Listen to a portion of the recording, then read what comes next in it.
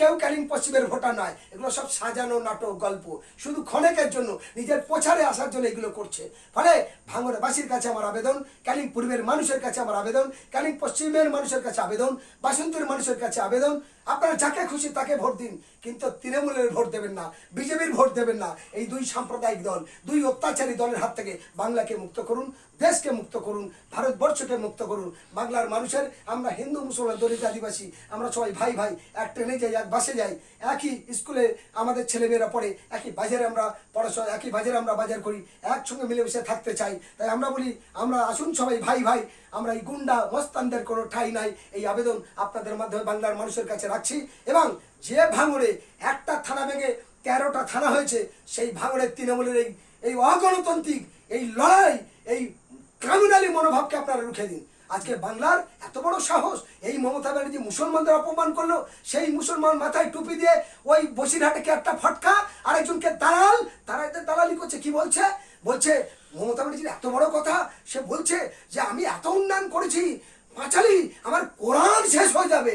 হিন্দুদের অপমান করছে, কোরআন শেষ হয়ে যাবে, আমার উন্নয়ন শেষ হবে না। ছি ছি ছি ছি ছি ছি। তওবা আস্তাগফিরুল্লাহ রাব্বি মিন কুল্লি যামবি ওয়া আতুবু ইলাইহি লা হাওলা ওয়ালা কুওয়াতা ইল্লা বিল্লাহিল আলিয়্যিল আযীম। হে মুসলমান, তোমরা বুঝবে না? আরে ছা ছা ছা ছা ছা, ওরা শওকত মোল্লা 3 বার তওবা কর, এই বাহারুল 3 বার তওবা কর, নাহলে তোর গুনাহে ডুবে যাবি, শওকত আগুনে পুড়ে ছাই হয়ে যাবি। যে মমতা কোরআনকে অপমান করলো, যে অভিষেক কোরআনকে অপমান করছে, তাদের নিয়ে তোরা বলছিস? ফলে লজ্জা থাকা দরকার। আজকে মমতা বলছে কোরআন নাকি শেষ হবে। আল্লাহু আকবার, আল্লাহু আকবার। আমরা জানি আশহাদু আল্লা ইলাহা ইল্লাল্লাহ, মানে আল্লাহ ছাড়া দ্বিতীয় কোনো মাবুদ নেই।